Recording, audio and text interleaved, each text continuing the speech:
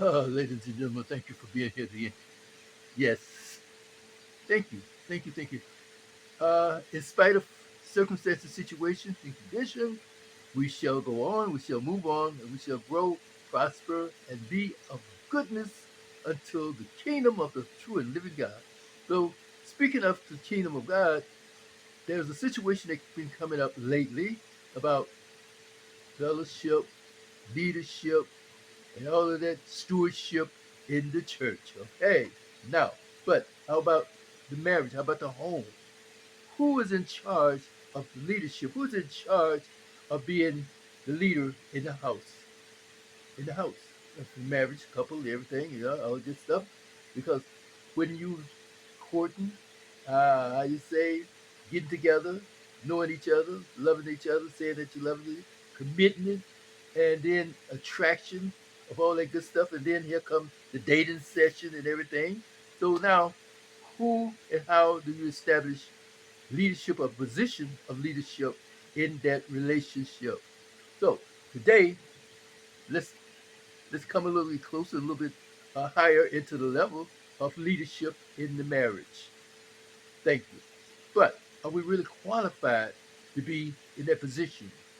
Are we saying that we are married to my husband and I have a beautiful wife and children and everything, but yet and still I'm not the boss. But who is the boss?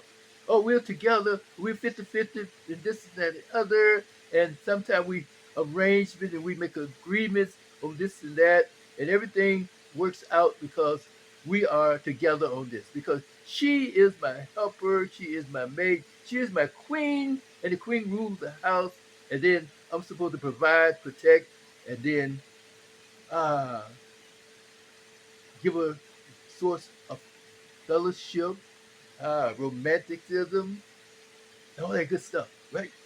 Intimacy, yeah. Give a celebration, all that love. But who is the leader? Well, I have to sign most of the bills because I bring in the money to pay and everything. So therefore, I think I'm the leader. I'm supposed to be the leader because that's what God said, that man is the leader. He's supposed to be over the house. But is he? What decision can he make without going to his wife? What decision can he make and obey, and follow through on those decisions without even saying anything to her? Can he put his foot down and say, look, no, this can't be, no, we shouldn't have this, and this is not good for the marriage, this is not good for the family, and I do not propose, I do not support what this is doing, what you're doing. So now she gets mad, she upset. Then she said, sleep on the sleep on the couch, right? And so here you go, leaving your master bedroom to go sleep on some couch. Ah, because she said you can't sleep with me tonight. So now, then there's a silence in the house for the next couple of days because you did not, you call yourself put your foot down on the situation that she said that she wanted, and you said no, we can't have it. Period. Yeah, we just can't have it. No, we can't spend that kind of money because we don't have it. But she said, I want it. I want it. So now she withholds her congenital rights to you, and you say, oh, come on, baby, like, come on, you know better than that. We're supposed to be together on this. You cannot withhold yours from me, and I can't withhold mine from you, da da da, all that good stuff, right? And she said, no, you sleeping on the couch again tonight. And then by 2 o'clock in the morning, hey baby, look here, I'm sorry. Everything cool. You can get what you want to get, everything, yada yada yada. Because I'm tired of that sofa. What? You have negotiated about the sofa? But anyway, wonderful people. Let's stop for a hot minute and let's think about this thing. Let's think about the situation. In the beginning, in the beginning, God created man first out of the dust of the earth. And he fashioned him in his image and in his likeness. But he gave man a free will. I mean, man can say and do whatever he want to do, but he's going to be responsible for his actions, whatever it is. But God has given him the power. He's given him the authority of dominion over everything from the ant to the snake, ah, to the frogs, the fish, whales, elephants, gorillas, monkeys, lions, and tigers. Everything else that creeps, butterflies, and bats and all. Everything that creeps upon the face of the earth, man's in charge of. He said he gave dominion over. Now, one day, one day, now God gave him some instructions about tending the garden, tending this and tending that. Then he saw that man was there tending to his the flock, the animals, and everything. And naturally, he was talking about the animals being multiplied. So in multiplication, there's only one thing you can do in multiplication, mostly in 99, 9/10 time things. Sometimes some things can do reproduce by themselves, but sometimes they need a pair. Okay. Now, Adam watching, seeing all this stuff. And as God being God, the Almighty, beautiful, wonderful, loving God. And he put all this stuff in a man, and he gave it for a reason. And man started watching his action, and man was like responding because he has a free will now. God did not give him the mind to say that, well, I can control your mind, this and that and other. No, no, no, no, no. God gave him a free will. Man controls his own mind. But he wants man to think like him. He wants man to think and to act in a way of goodness and righteousness. Right? But anyway, man was there and seeing all of this action going on. So God said, whoa, wait a minute. It's not good for man to be alone. And that's exactly what he meant. Not just because man was by himself as man, but he want man to be a part of the situation because he want mankind to flourish, to multiply on this earth also. So he said, I'll make him a helper and a meat. Help me. Right? So now he made woman who, you know, operated on the man, pulled the bones out, a real bone, and fashioned it, shaped it, and gave her some situation that, wow, he did not give any other creature on the earth. She has the sensual feelings, emotional feelings. She she have nerve outlets and inlets all over her body. If you touch in the right way, she will respond in a good way. Aha. Like you say, like you touch a woman in the right way, she will respond in a way in which it is called, uh, it's going to bother her. All right. Now, if you pick up the Greek, pick up the Spanish, pick up the whatever you want at the time. But anyway, she became excited. She became the way the woman's supposed to be. But in the meantime, Adam said was excited to see her. Bone of my bone, flesh of my flesh, I call you woman. All right. And then, as we said before, I do believe that Adam got busy right there in front of God. And God, God sees everything. He knows everything. That's why he made it for that. So now, come to find out, one day, they was in the garden, God gave him some instructions. Like I said, God gave him instructions on how to do things, what to do, what not to do. And one of the things he said not to do was to touch a certain tree, not eat from the fruit of that tree. No. But here comes a situation. It's called the serpent. Dick Rick, we call it, right? Came up to the woman and said, you know, God said, you can't eat from every tree, da da da, all this stuff. Now, evidently, he must have heard God uh, said something, and then the woman terrified him. The woman told him the truth about what she couldn't do, and then he said, uh, "God, God you won't surely die like that." You know what I mean? So He said, in that day that you eat it, you'll be smart and wise like God. And everything. You'll be that guy. So she looked at the tree again with the eyes now, saying that, ooh, what's about this? See, by mankind having a will of his own mindset, his own way of thinking that way, so it's up to him to make the choice. So she saw that it was beautiful and good to eat and good for fruit and everything. She saw the beauty in it. She saw something that was delicate in it. She saw something valuable in it. The beauty, the pleasure in it. Wow. It brought her the affection, attention to that situation. The tree had been there all the time. I don't know how long it's been before she really saw it that way, because the devil, with his influence and his charisma, said the right thing at the right time, and she bought it. Now, Adam, the man, was there also, but he was like, and maybe I don't know how much a distance, but he was there in the midst. But he didn't say a word. Adam did not say a word. So therefore, since Adam didn't say anything, she ate of the fruit and gave it to her husband, and he ate it also. And at that time, they looked around, and lo and behold, they saw that they were naked. And like, oh, what's that?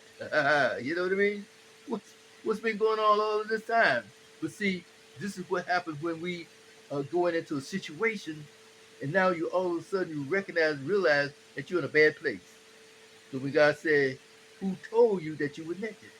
And then first thing Adam was saying that this woman you gave me, this woman. Now all of a sudden he's like, the how you call it, the excuses, putting on the blame game on somebody else. So then God turned to the woman, say, "What's this you have done?" Then she said, "The devil, the serpent, beguiled me. He deceived me. He told me something that wasn't true, and I didn't." Now, we can just stop right there, and we're gonna bring it fast forward, all the way up to this year, 2022, 25. That is right. Man was given charge over the woman.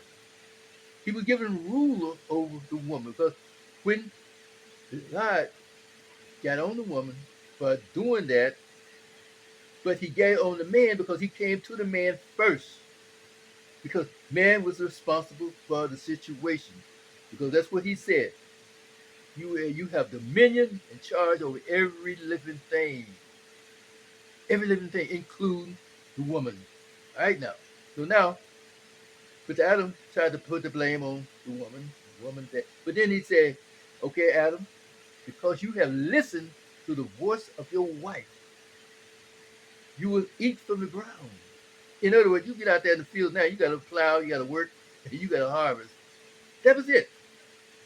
Because the ground is now being cursed because of you, and from dust to dust you came, and dust you will return.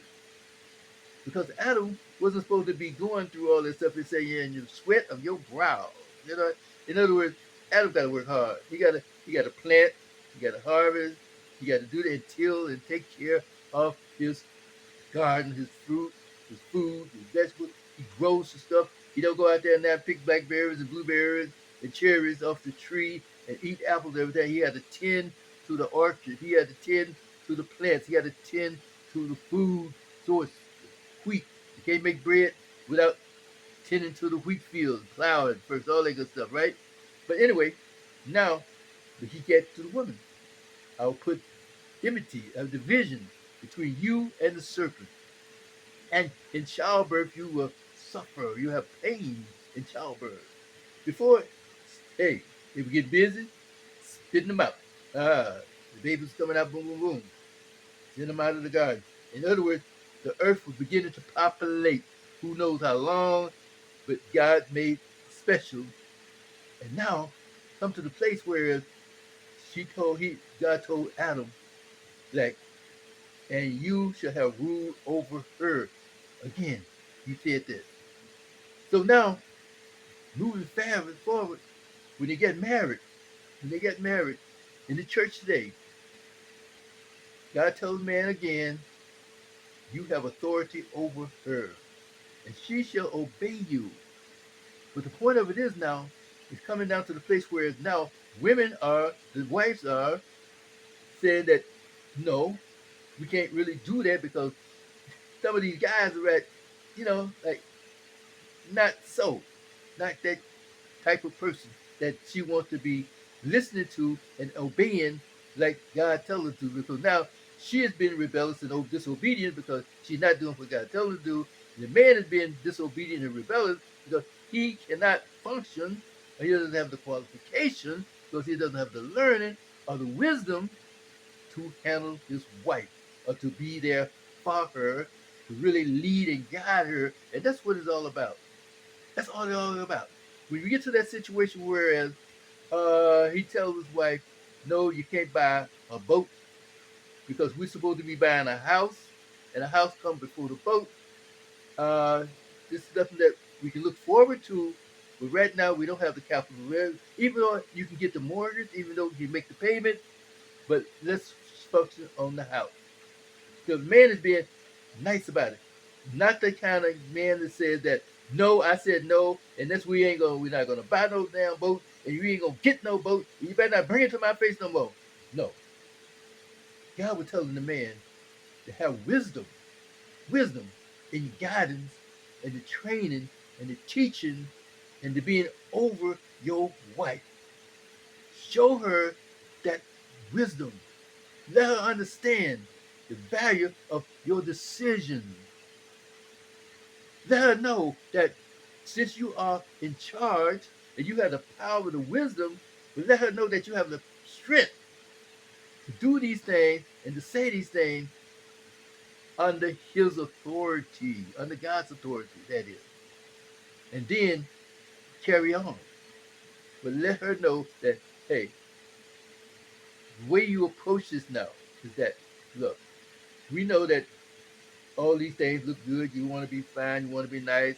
It's going to cost you $500 to get your hair done, $200. You used to get your nails done for like $20, but no more. It's like $200-300 now to get your nails, $200-300 for your hair, get wax jobs, everything else.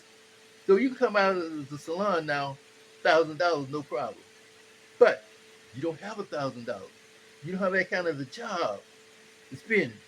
But now the man has to explain it to you that you cannot do these things because of your budget.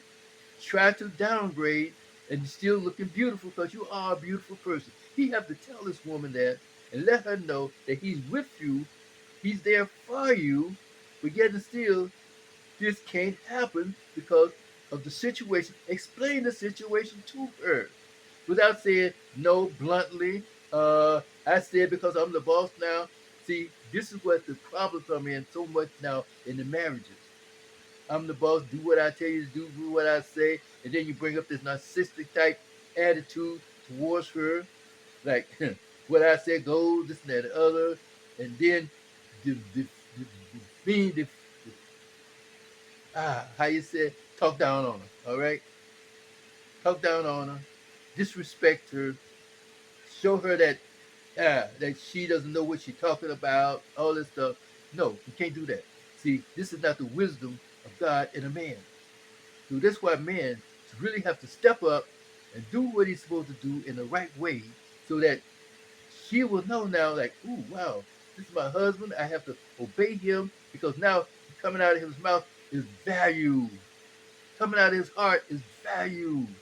Teach her value. So many women, marriages, wives, they say, I want a car every other year, this and that. And other. No, we have to hold on to that car. Unless you have that type of money coming in, unless you have that money coming in the right way, saying that, hey, I can buy a mansion. I can do this. I can do that. We can have a private jet. We can have 2 or 3 cars. And you can go buy your furs and your jewels and everything. And if she's working, he can tell her that, look here, we can't do this and we can't do that. We can't remodel right now. But if there's a piece of furniture, something that you want to get, and look at our budget for the household budget, can't afford it. Now, if the household budget can afford it, that's one thing. But you know in your heart that you're keeping up with the value of your finances and stuff. You're keeping up with your investments. You're keeping up with your insurances and everything. And here she come saying something, wanting something just because her friends, her girlfriends are having it or wanting it or doing this. You cannot copy everybody. That's envious. And we're talking about that envious stuff. You can't envy what the Jones got. You have to do what you got. And then one day you can be ahead of the Jones. But it doesn't take you forever. No. And then it's all right to downgrade the situation because you don't have to go out every Saturday night for dinner, for steak dinner and lobster dinner and all this stuff either. You know what I mean? Sometimes you can cut back a little bit, but you can still show that you care, show that you have the compassion, show that you have empathy, show that you have goodness towards her and kindness and all that stuff. Show her that you are here to protect her, and then for the point that Slick Rick is coming to talk with her because now she knows that you have her back, that you are here to protect her, you are here to guide her and lead her. But you have to be qualified for that because when Slick Rick come off the date, just like when the serpent came to her, the serpent did not come and talk to Adam. He came and talked to the woman because he know because God made her the place where he brought her to the man and nothing was said. Boom, boom, boom. Yes, let's get it on. And this is what happened. When the right person come to you, this woman, and he said the right thing, she would listen. She would mostly obey without even hesitation or talking about it. So, let's get it right. Let's tell the truth where it goes. You know what I mean? So now something happened.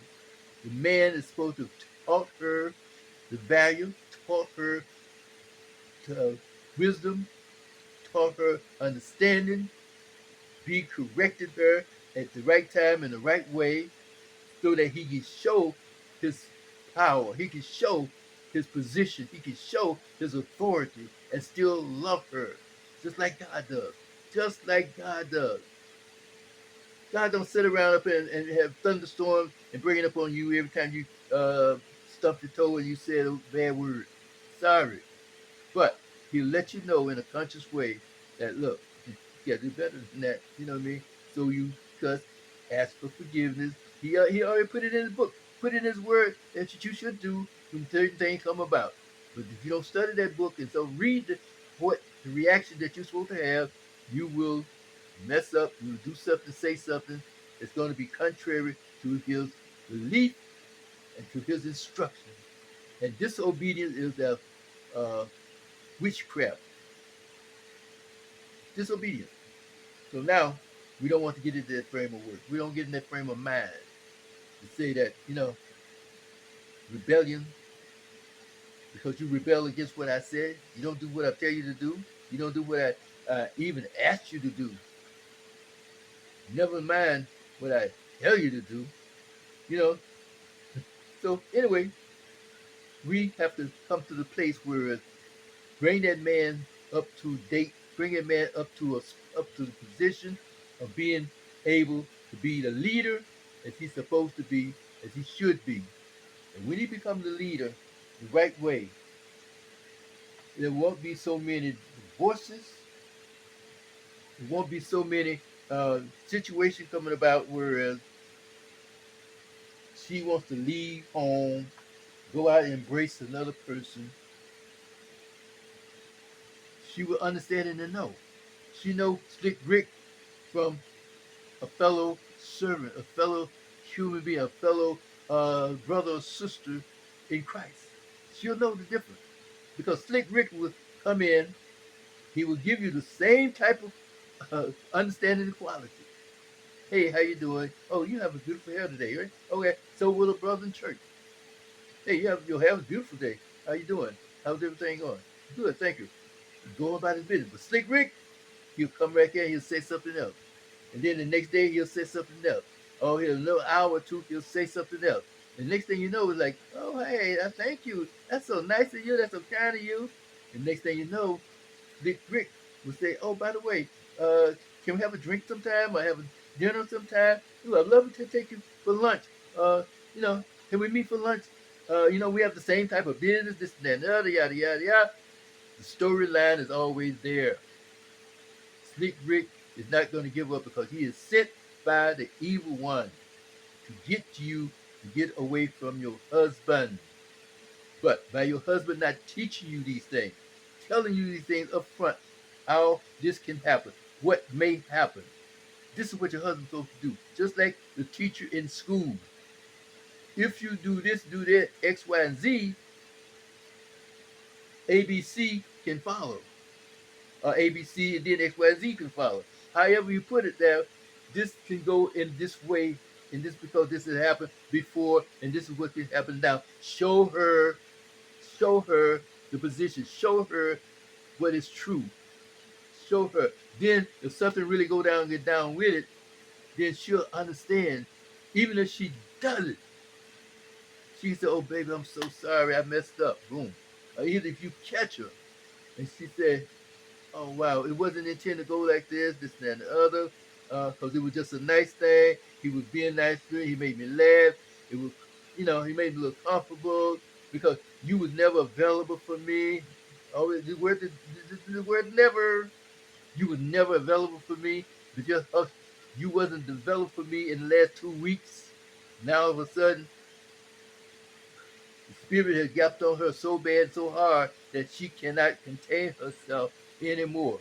All these little people that come about saying, "Oh, don't do this, don't do that, don't do that." How do they know what you're feeling on the inside? How do they know what your conscience, what your emotions are? How do they know what your hormone and your estrogen level is? They don't know. And you reacted to things because something is put into your mind. The spirit of, of to come into you in your mind to tell you that this is this and that's that, and you start to listen to it, and then your whole body, your whole behavior starts to changing. Next thing you know, you're changing your cologne, you change your underwear, you change your makeup. Next thing you know, you're hiding messages on the phone because now you have been seduced by a spirit. Now you have entertained the pleasure, the excitement. All these things are listed. These things were talked about in the Bible way before. But by you being a good servant, by you being a true leader, you picked up on these things right away. And as you picked up on them, you went and got advice from the master. And then you already know about these things. You went back in that book and you got them scriptures together. And now you confront your wife in such a way whereas her conscience is going to burn her down. Her conscience is going to say, "Oh my God, I'm so sorry. This, that, and the other. Because I hate to wind up in a bad place forever and ever." You know what I mean? She has to know this. And this is why we have to talk to our mates.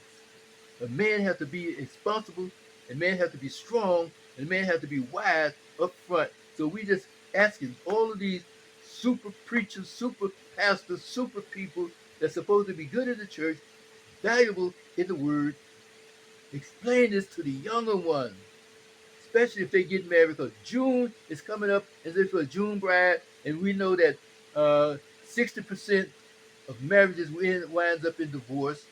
Almost 70 to 80% of women that are married have cheated or will cheat in either an emotional or physical way or both. We know that. So this is already set. And it could be more because all these things have not been told or not been calculated to have a statistic about. So therefore, we have to come to find out, come to know that we have to really get it together. Get it together. And just because they get married in June, talk to them now. Man, talk to your girl now.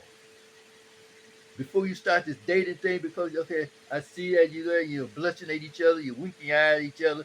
Now is the time to really talk to her about what's happening, what you like, what you don't like, and find out what she likes, what she doesn't like. Find out everything you can about her in such a way that you're there for her. You don't have to get into uh, some detail thing, but to know that something happened in her past, and then you can start to work it on that way. Now you know who you're dealing with, you know what you're dealing with, and then same thing for her. Let her know things that happened in your past, so that she can expect that you're gonna be a monster 2 days down the road or a year down the road, and then all of a sudden she say, I feel like going out tonight, and then all of a sudden you're gonna tell her, no, you can't go out. Like, well, wait a minute, bro. I'm just going out, because I'm just getting stuff in this house. I've been here and I've been working hard and everything. I did then volunteer to go with her. She would be glad for you to go with her. But when she said, no, that's okay, I'm just gonna be girl, that no, no, no. Then there was a red flag. No red flag.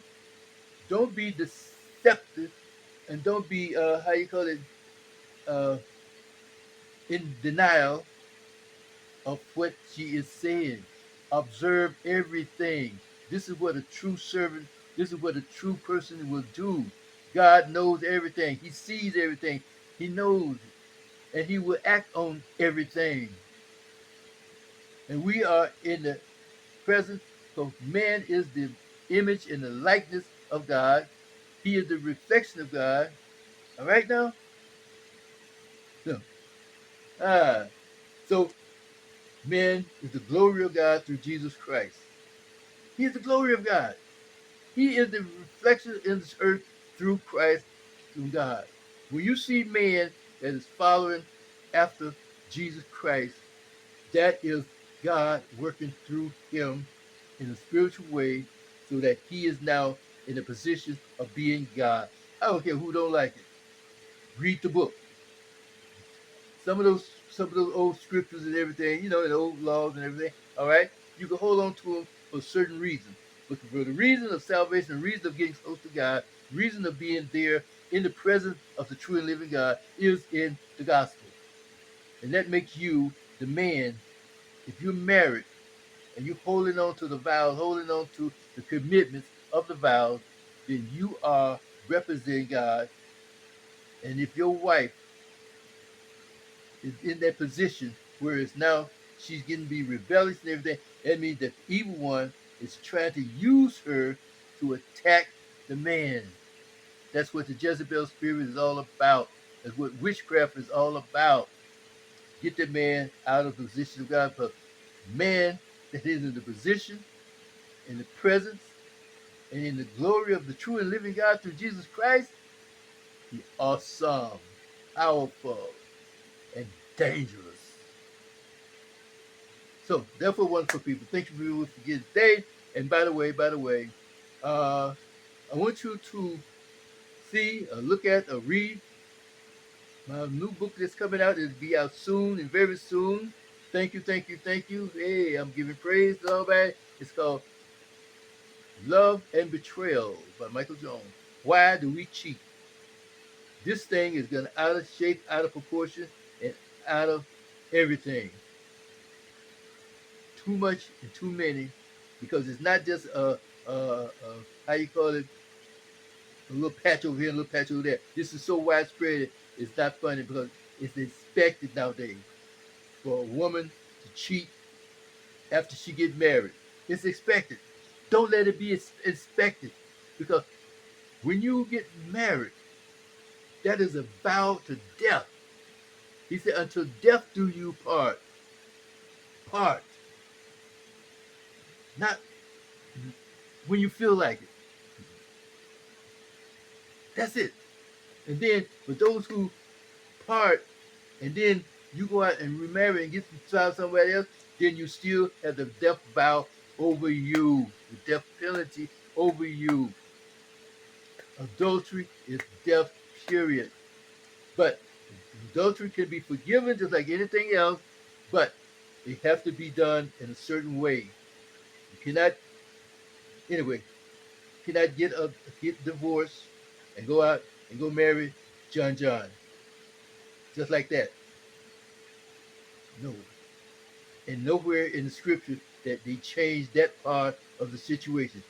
You can leave JoJo because JoJo been mean, JoJo is crazy, JoJo is all this stuff. You find out that JoJo is off the chain.